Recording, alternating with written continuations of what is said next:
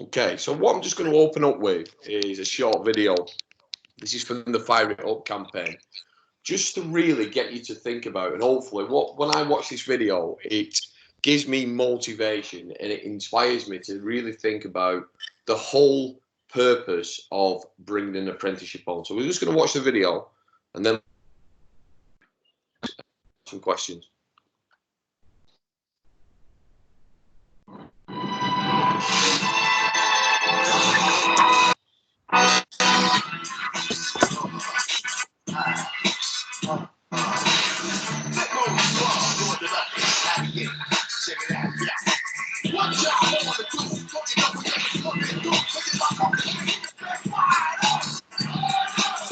Thousands of government-funded apprenticeships are available right now.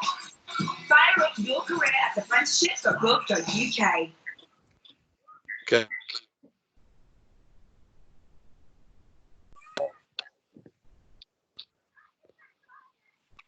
It really gives us that thought process that we can bring on to support, direct, develop, to nurture, to make them our own, to work for us as an employer. When I say us, that means you, that you're the employer, you're the business, it's your company.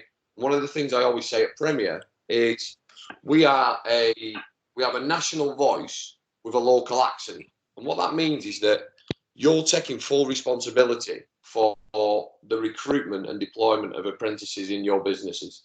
And if you're an apprentice within the business, you should be doing your utmost for that business to create a career. People are giving you a step up on the ladder to really develop, because an apprenticeship isn't somebody that just turns up, gets minimum wage and just has a job. And there's been a stigma placed on apprenticeships over the years, and the way the standards are written nowadays is totally the opposite of that. And it's to really give people that opportunity. And when done right, the most probably your apprentices turn out to be some of the best in your business. Certainly as an employer,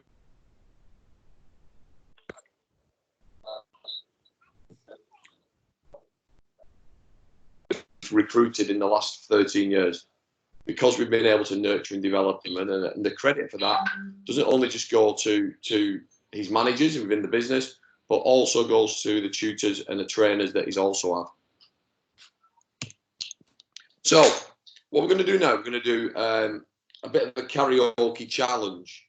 Okay, so I want people now, just in the chat box, I want you to have a think about what's your favourite karaoke song, and just write it in the chat box. What's your favourite karaoke song?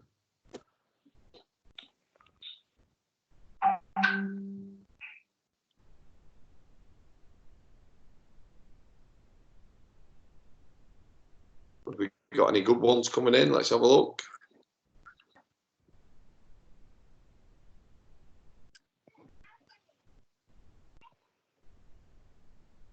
Valerie, that's all right, I like that. Let's have a quick look, see what's coming in through. We've got a Bohemian Rhapsody in there yet? No.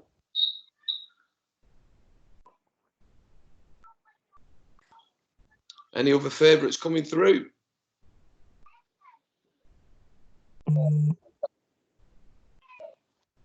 The best one so far. So I hope you've got your microphone ready, because you're going to sing us a song. Hold on, what else is coming through? Wonderwall, Ben Bernard, I think you might have just, mate. I hope you've got your ready. Okay, we'll go with Ben.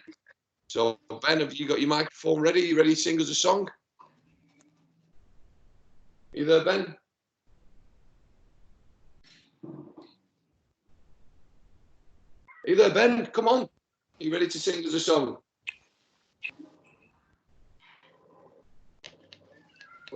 Okay. So I really have to. No, I've stitched myself up there. Right, hold it there. So, what the point of the matter, what I'm trying to get at is, when you're recruiting apprentices, you don't have to sing, Ben. But what I want you to just try and think about is, this is a bit different to do over webinar, but Ben, we'll use you.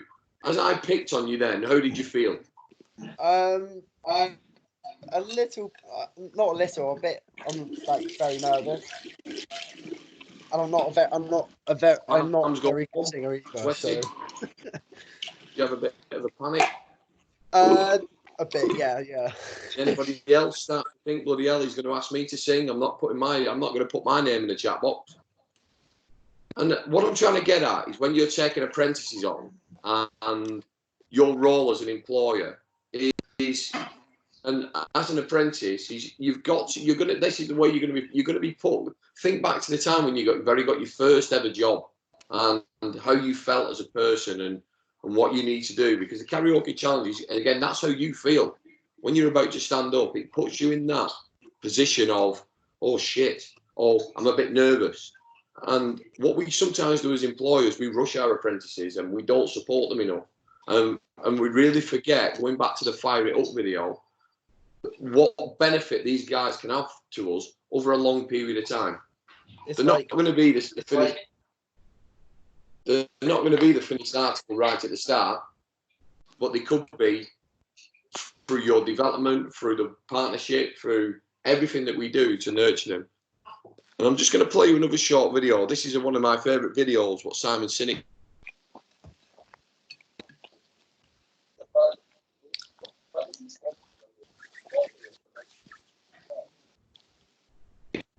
Messages that come through from the video. You know, in the military, they give people who are willing to sacrifice themselves so that others may gain. In business, we give bonuses to people who will sacrifice others so that we may gain. Right? So I asked myself, where do people like this come from? And my initial conclusion was that they're just better people. That's why they're attracted to the military. These better people are attracted to this concept of service.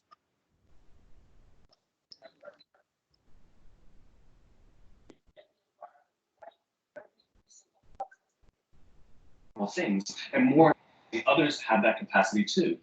I've had great pleasure some of these we would call heroes who've put themselves and put their lives at risk to save others. And I asked them, why did you do it? Why did you do it? And they all say the same thing, because they would have done it for me. It's this deep sense of trust and cooperation. So trust and cooperation are really important here. The problem with concepts of trust and cooperation is that they are feelings, they're not instructions. I can't simply say to you, trust me, and you will. I can't simply instruct two people to cooperate, and they will. It's not how it works. It's a feeling. So where does that feeling come from? If you go back 50,000 years to the Paleolithic era, the early days of Homo sapien, what we find is that the world was filled with danger. All of these forces were very, very hard.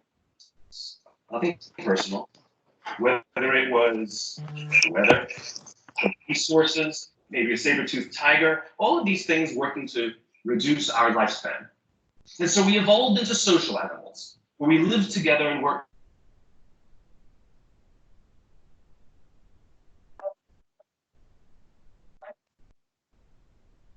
The natural reaction was trust and cooperation. There are inherent benefits to this. It means I can fall asleep at night and trust that someone from within my tribe will watch for danger. If we don't trust each other, if I don't trust you, that means you won't watch for danger. Bad system of survival. The modern day is exactly the same thing. The world is filled with danger, things that are trying to frustrate our lives or reduce our success, reduce our opportunity for success. It could be the ups and downs of an economy, the uncertainty of the stock market. It could be a new technology.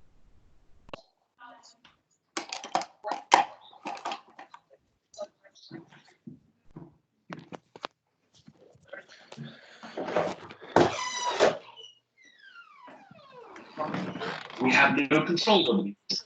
These are a constant and they're not going away. The only variable are the conditions inside the organization.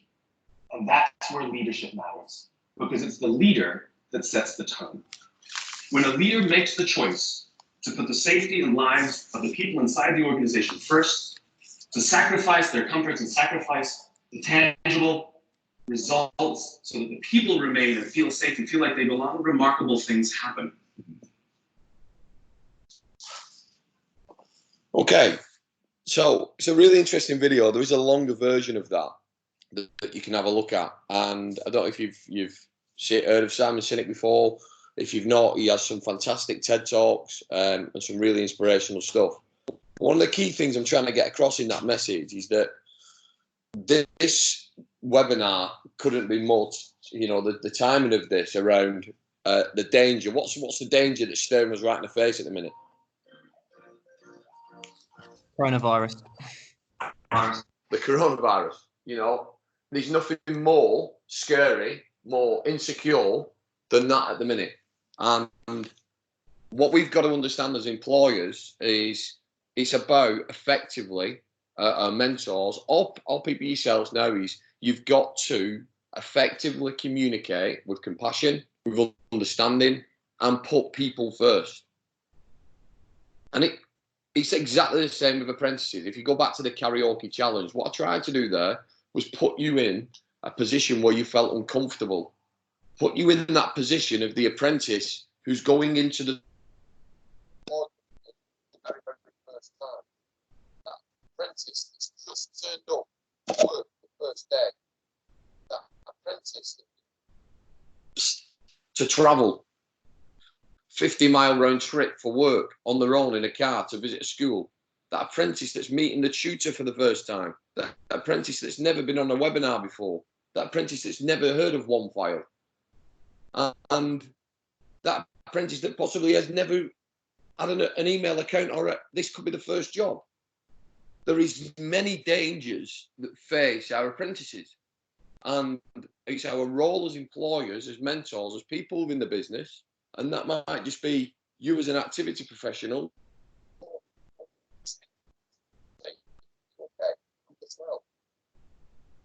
I think as a leader, whether that be a leader of a business, leader of a team, all good leaders possess that skill to be able to communicate effectively. And one of the messages there is when you get people to feel safe and secure, that's when you get the best out of people. So it's a really important message for us to start off with in terms of understanding what your roles and responsibilities are. For those of you who have been on the previous webinars,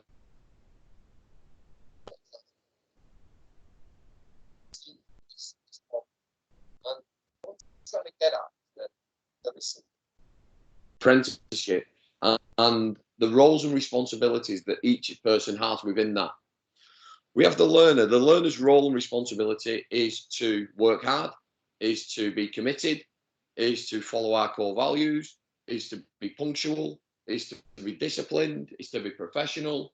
That's the role of the learner, to communicate effectively. But that just doesn't happen.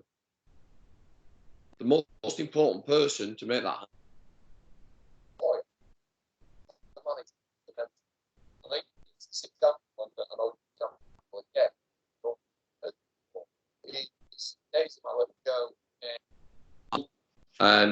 A few weeks ago now, and she struggles with the pronunciation of her S's. She can't say the word "s." Pretty cute, but at the same time, it's impacting on her spelling. So Laura, who's my wife, she turned up to school to pick Daisy up, and the teacher was stood at the gates with Daisy and asked, could she have a word with my wife about Daisy? And what she'd done, she'd set her some work for her to do. She'd give us a website to go on, a phonics website for her to learn, and she'd set some work. And off we went. So what did Laura do when she got home with Daisy? Any ideas? Speak out. What did Laura do when she got home with Daisy?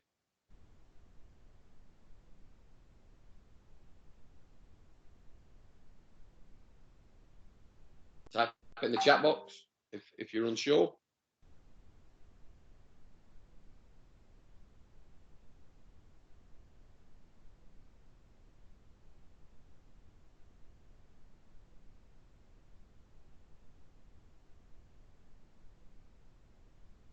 Any idea?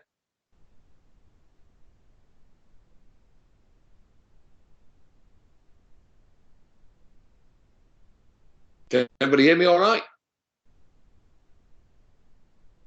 Yeah, thanks, Rebecca. I eventually got someone involved.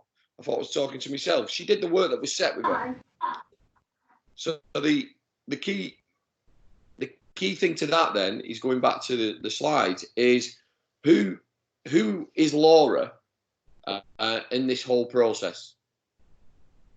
So Laura's role in that, which one is she? So Daisy was quite clearly the learner in this situation, but which was Laura? Was Laura acting as a tutor or was Laura acting as an employer? The employer. Correct. She's operating as the employer. And it's very much the same situation with you. The teachers, the tutors will set the work. The tutors, the teachers will work with the learner consistently. They'll be setting tasks. They've got a scheme of work to follow.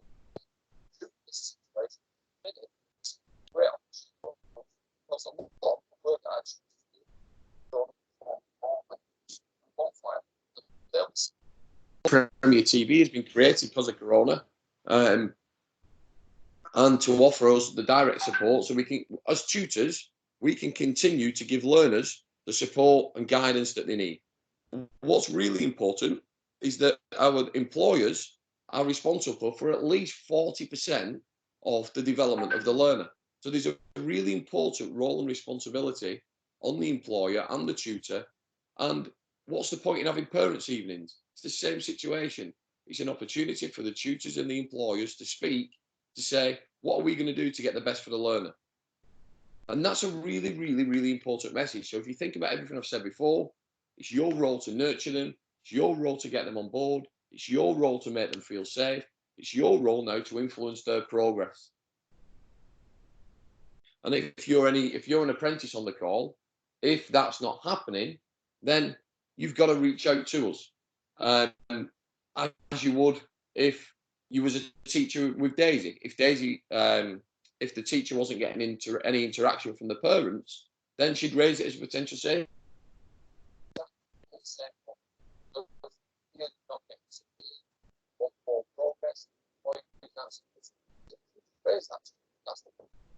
Tutors are here for, and what we want to do is continually support you. And technology nowadays, we can support you immediately through such things like our one file system. So I've just summarised a couple of points in terms of what our role is. The role of tutors, the tutor's role is to support you linked to the knowledge, skills and behaviours, the KSBs within the apprenticeship standards. Clarify the needs, support you, set action plans, check compliance and safeguarding, of which I've just spoke about. If you're not happy, if there's an issue, let us know. Support you, provide learnings, logs, and make sure that your work submitted reaches at least a pass standard. I've then summarised the role of, this is doing my head in. I've then summarised the role of the mentor. So you must be meeting of employers, mentors, meeting with your learners regularly, daily if possible. Pick the phone up, speak to each other. In this day and age, you know, people rely to email. I always laugh about that. Is that sometimes, you know, people have texted me in the past, usually the wife saying, "Can you get this, and this?" And I'll just reply with yes, and then I'll get a reply saying, "What's up?" And I'm like saying nothing. And then when I walk through the door, she's like, "What's up with you then, you moody self?" And I'm like, "Well, I'm not in a mood at all. I'm fine. I'm just working. I'm busy." And I've just replied, because I've replied with one-word answers, it's misinterpreted. So I can't stress the importance of picking the phone up and speaking to people. You need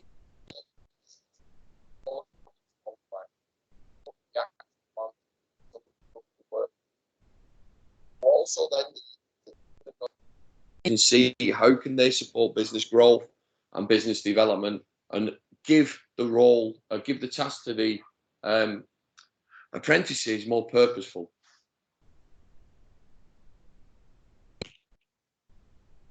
So I'm just going to throw over to you for a second now, and I'm just going to flick over to not Stephen Broadhurst.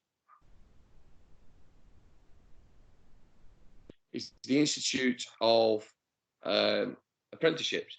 So I've just typed in the Google bar here, CSO, Apprenticeship Standards, Institute for Apprenticeships, Technical Education. If you've never been on this website, go on it. And what I've brought up here is the Community Support and Health Officer Knowledge, Skills and Behaviours. And on this website, there's the assessment plan that you can download, as you can see, and this will take us through to exactly what's covered in the entire apprenticeship. What endpoint assessment looks like, what you need to do, how it all works in terms of endpoint assessment, and so on and so forth. In there, we've also got the knowledge, skills, and behaviours, which are here. And I just want you now to just take a look at these knowledge examples here. And I'm just going to give you 30 seconds. And again, write in the chat box, I think that's easier. What tasks could apprentices do within the businesses that you operate that will help with these knowledge, skills, and behaviours? So have a look at them. And in the chat box, say you pick this one, how to understand social barriers, personal motivation, customers, and activate local communities. Just put K4, because that's number 4, and just put what they could do. What could the apprentice do within your business to pass that? 30 seconds. And put it in the chat box.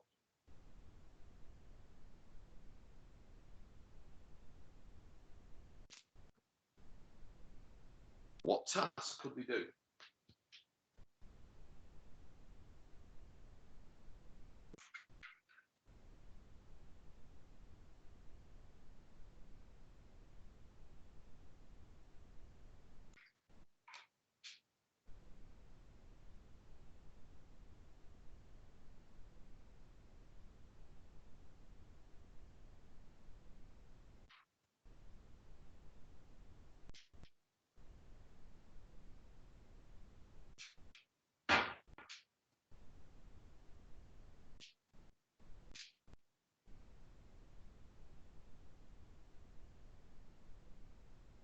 Okay, let's have a look.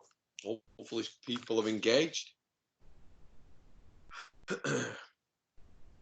Okay, number 4, Jake, thanks for getting involved. So they could have run a local tournament to get to know the schools in the area. Brilliant. Okay, 5, get some feedback forms from customers. Okay, 3, plan and deliver inclusive festivals. So 3 really, really good examples, and thanks for sharing those. If we was to say, let's take Jake Finley's example, they could run a local tournament to get to know the schools in the area. Within that area, you might only work in 2 schools. But because the apprenticeship standard is designed around education, the way it's communicated, the way you can liaise with the schools about it, because it's set as a key project, it's a less salesy approach to how you might approach schools. And at the same time, it's giving the apprentice a real purposeful task to do that's aligned to the standards. It helps as evidence. The tutor would really benefit from that. And it'd be really, really, really good to see what additional skills you could get on the back of that interaction. And that is exactly what I'm trying to refer to in terms of knowledge, skills, and behaviours. These are part of the apprenticeship, but at the same time, as an employer, you should be aware of them and how they can support the apprenticeship and, more importantly, business development. So reflective accounts. These are really, again, really important in terms of how you can engage. And more than ever, time of, let's say, danger, the learners still learn during this period of downtime, during the not being deployed in schools, working from home, can still engage in tasks. And what the tutors will be doing is setting tasks that will be done remotely. But again, is an opportunity as an employer to check what the reflective accounts are saying, what they're putting in, what jobs can be done. Because I think as an employer as well, when this passes over, it's going to be crazy in terms of the amount of work, the amount of opportunities that are going to be facing us, because everybody's going to be wanting to get active.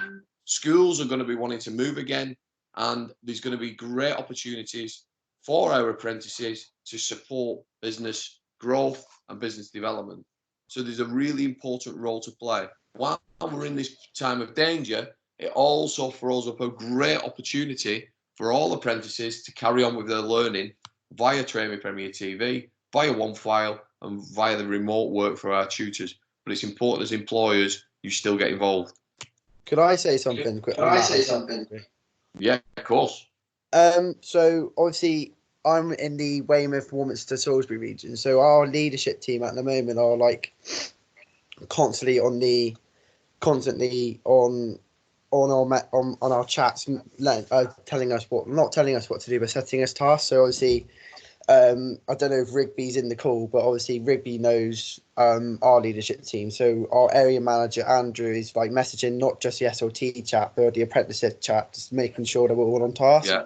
And like so, when was it? I think it was since when this whole lockdown thing came into pretty much he messaged the apprentices and go, right, so making sure we use this time now, because in the long run we won't have this time again. And then it's a good it's a time now for like myself, for example, as an AP, to get as much of the work done, so then that way Rigby can then put me through onto the final push of the assessment, so then that way I can pass a bit earlier, or be in line to finish my final assessment. So perfect example. It's like it's an opportunity. It's a massive opportunity to learn and carry on progressing during a time of danger.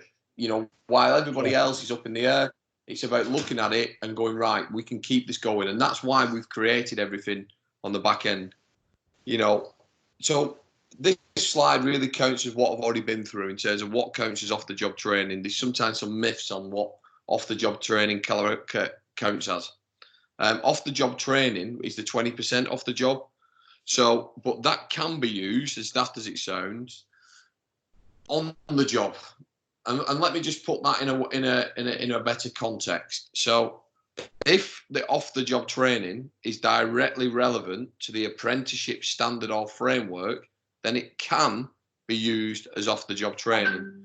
So if we go back to one of these previous examples, plan and deliver an inclusive festival, if one of those, the off-the-job training was to plan that, was to be sat down and looking at it and how that might link to the knowledge, skills and behaviours, then that can be used as off-the-job training, because it is actually linked directly to, is it teaching them new skills and knowledge and behaviours? Yes, because they're having to step out of the comfort zone, they're having to make phone calls, they're having to plan stuff, ring suppliers, so on and so forth.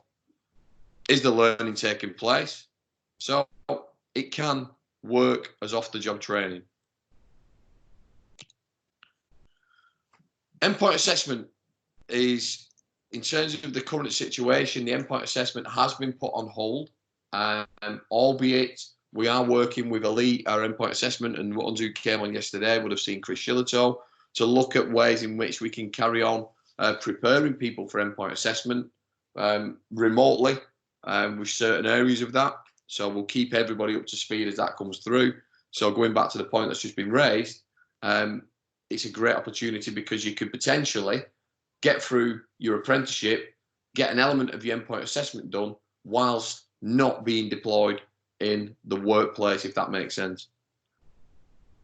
What you just need to understand about endpoint assessment as well is that this is an assessment, and what happens at this point is you will see that this is the Community Support and Health Officer level 3. Is this a work-based observation? Obviously that would need to be done face-to-face, which couldn't be done remotely. But then there's a case study, there's a presentation, Q&A, and a panel interview.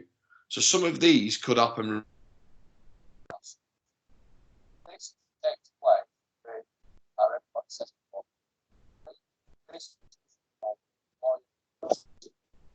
Or TBS. So this is when it's important that the employer and the apprentice and the training provider went back to that circle diagram at the start. Everybody agrees that the learner's ready to move forward and make the journey into endpoint assessment, of which you will then fail, pass, or pass with distinction. And so far, our pass rate has been absolutely superb, which we're really proud of. Has anybody got any questions on endpoint assessment? Or is that pretty much self-explanatory to you? I know we did. I have one question. Yeah. What normally is the presentation on? So what they have to present about?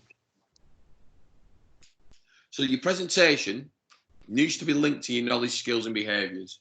So it'll be a presentation based on, so if I was to go back, and this is why it's important that you visit the Institute for Apprenticeship website. If we go back to the assessment plan here, it will tell you, if you go through and we get to the assessment task, the case study challenge, it tells you exactly what the case study needs to be.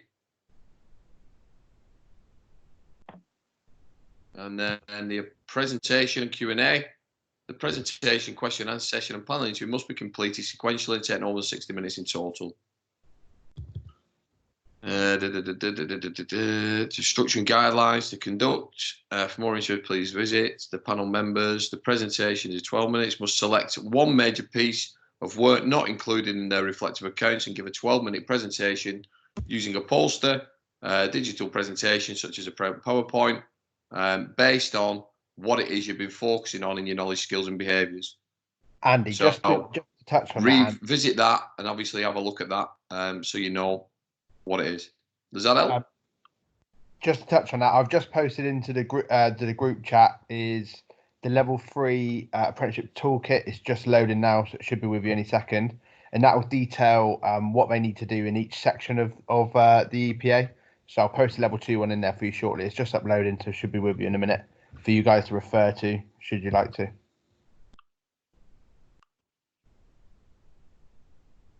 George, any chance you can email me that? Because the chat's not working for me. Yeah, I can do. Who said that? Was that you, Jake? Yeah, it's Jake, yeah. Yeah, perfect, mate. Not a problem. I'll send that over, but hopefully for the rest of it should be in the chat box. Being a bit slow to upload.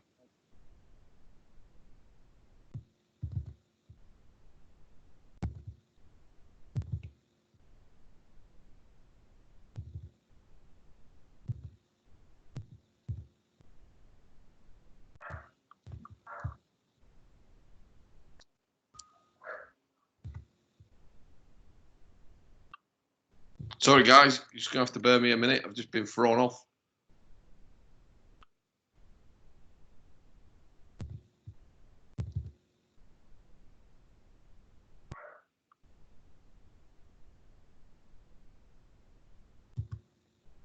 Can everybody hear me okay? Yeah, I can hear you, mate. Brilliant. Yeah. Apologies. I don't know what's happened there with my...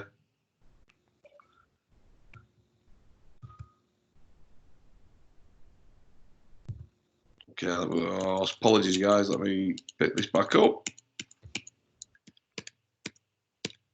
Okay, so did that help with the endpoint assessment? Apologies on that. Has anybody got any other questions on endpoint assessment?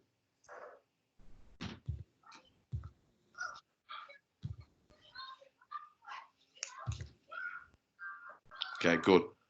Let me have a look in the chat box. Okay. Okay, so just in terms of the apprentice update then, given the current situation that we're in,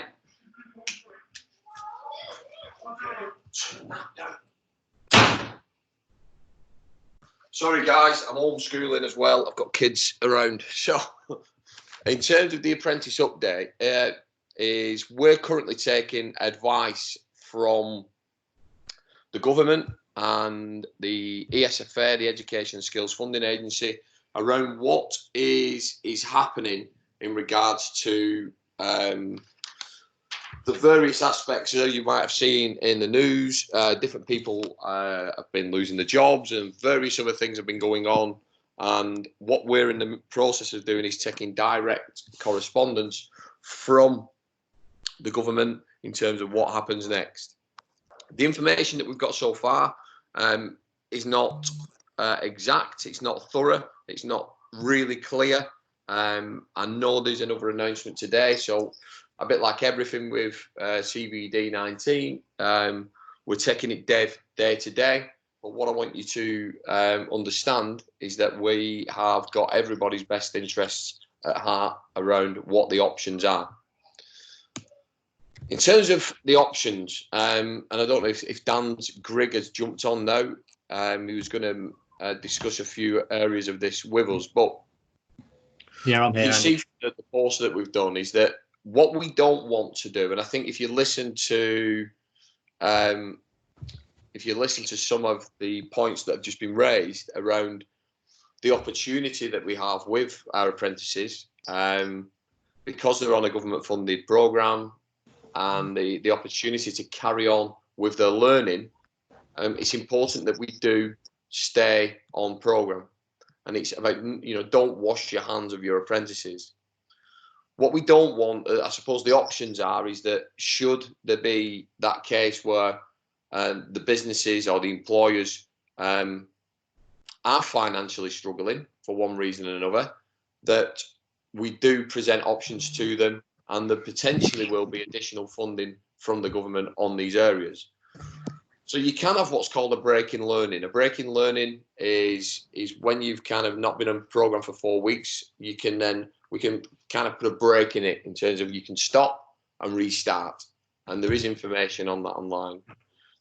If any of you as apprentices have been asked to do reduced hours, so if you're not doing your 30 hours, or as employers, they're not doing the 30 hours, that does have quite not a massive indication, but there is things we need to do with the apprenticeship should there be a reduced hours put in place, which basically means the apprenticeship will be extended, because obviously you're reducing the actual time on programme. All we do is ask that you do communicate with us on that, so that we can effectively support all businesses and support you as an apprentice as well. The final option is obviously the furlough option. We've still not been given full guidance on what this looks like, and because basically if you are furloughed, you are not in work, and the government has put the grant scheme together where you can get up to 80% of your salaries paid. However, there has been no direct indication of how that supports apprenticeships.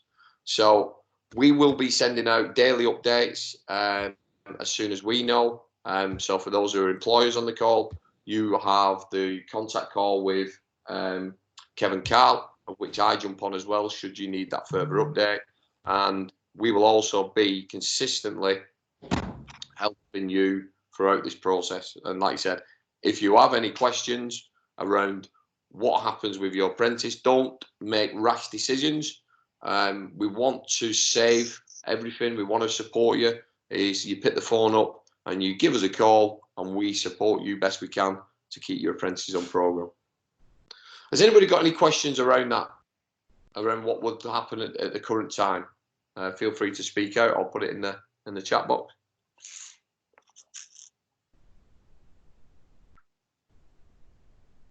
Is anybody experiencing that at the minute? Has anybody been asked to go on reduced hours?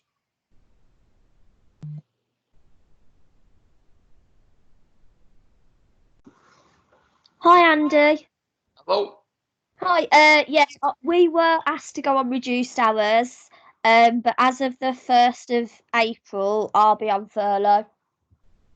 Okay, so before that happens, obviously we need to have a discussion. So if you can go back to your employer, I think is it Frankie? Yeah. Yeah, and just kind of say, listen, you've been on this call.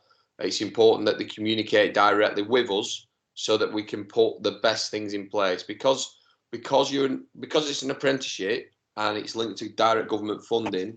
As the training provider, we have to manage and track everything.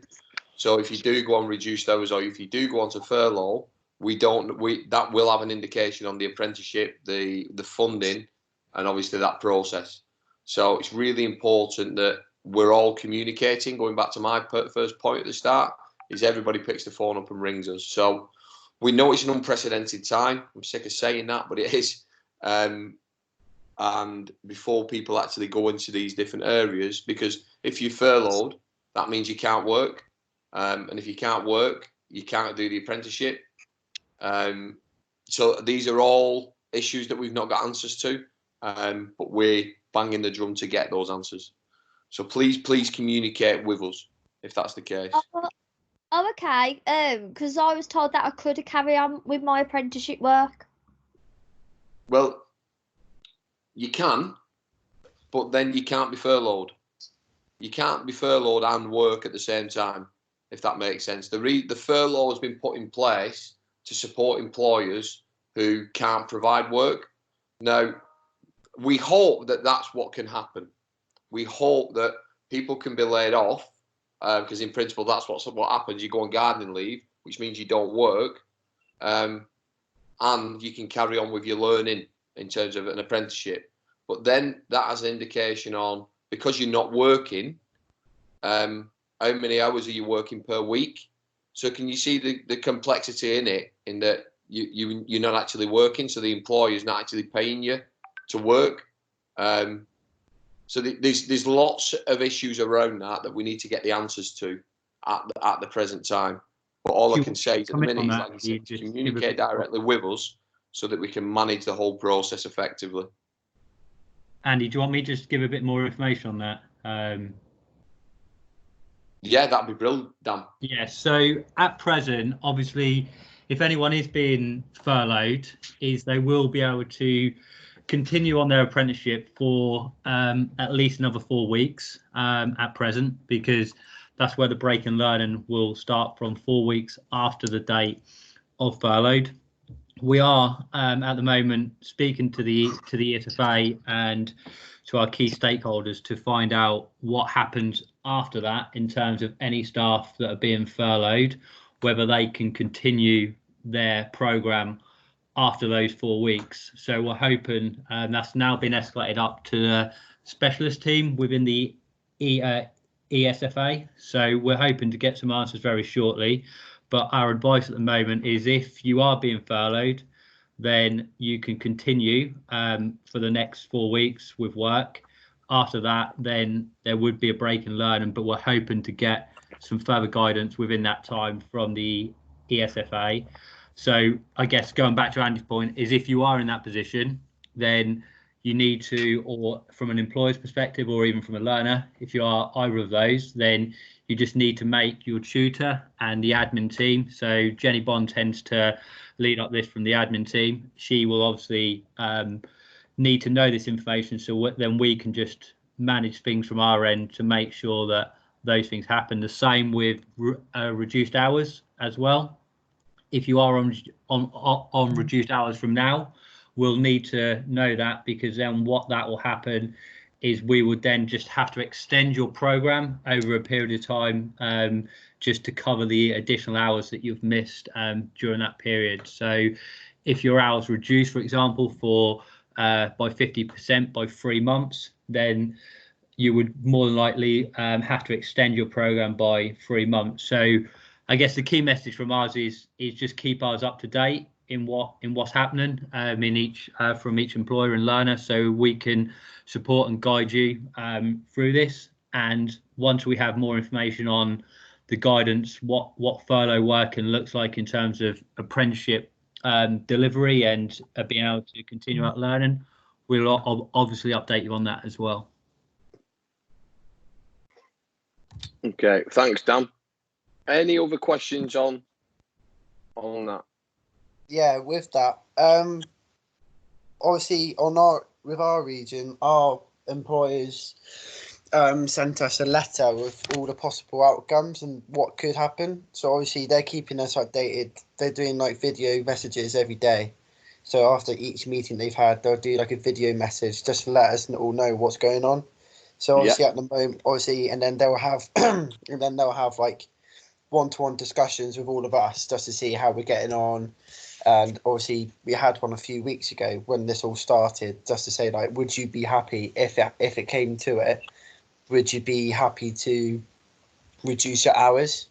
So obviously I'm not sure about how. I'm not sure if what Harry Felton discussed with Sid and Brew, but obviously with me, I said I'm happy to, and I haven't had a discussion since about reduced hours. So obviously it hasn't happened with us yet, but they said when it comes to it, they're going to be they'll soon like act on it and let us all know what's going to happen for the next phase and how we can move on from it. So I feel like on our side of things, we've been well communicated, and we know the understanding of what's happening. So, and then obviously when that happens, obviously we'll be in contact with our tutor George Rigby. So, but and then obviously. It's a really good point, Cool. and it sounds like you get some really good support, and that's what I'm trying to get at the minute. There's another announcement today by the Chancellor about the finances. Nobody fully understands what the furlough means yet. There is no guidance. There is some guidance, but we've had, some companies have made the staff redundant before the furlough came in, and now you can actually not make them redundant, and now you can furlough them.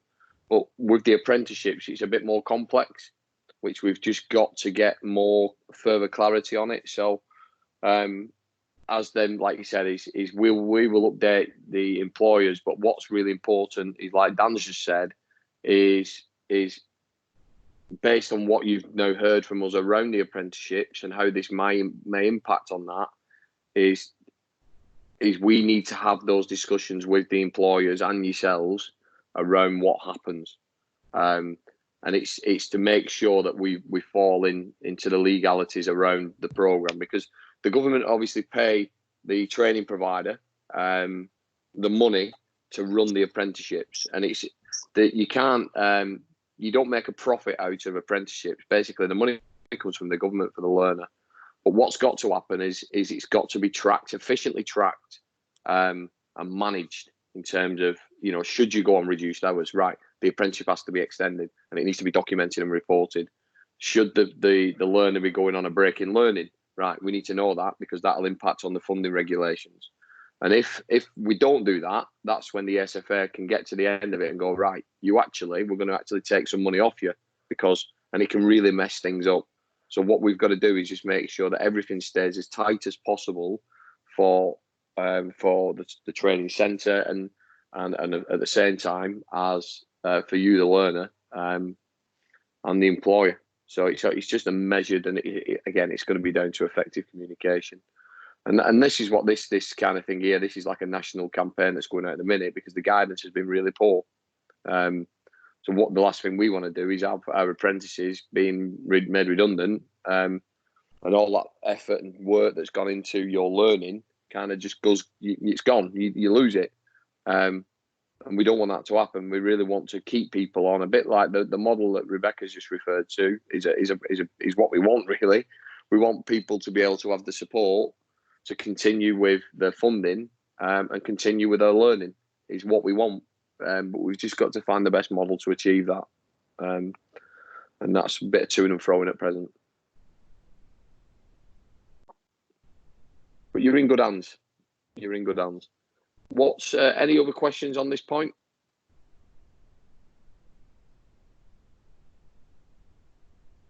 Take that as a no. Well, thanks for your input on that. It's really beneficial. And like I said, all I can say is as a learner, communicate to us. As an employer, communicate with us. So I thought this was quite apt as a closing slide. We are in a time of crisis, one that represents danger, as which I started with, but the other one represents a fantastic opportunity. And the opportunity within apprenticeships is, you can develop, nurture, and create some amazing people through the program. The training's really, really good. I'm so proud of my team of tutors and the team in the background that's created the TWP-TV and the tutors that support you day by day. The feedback that we're getting now is tremendous, and we want that to continue.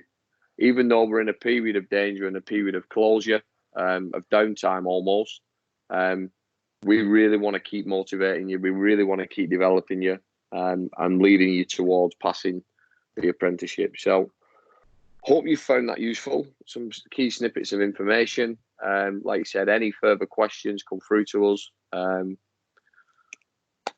that's me. Thanks for listening. If there's any other questions.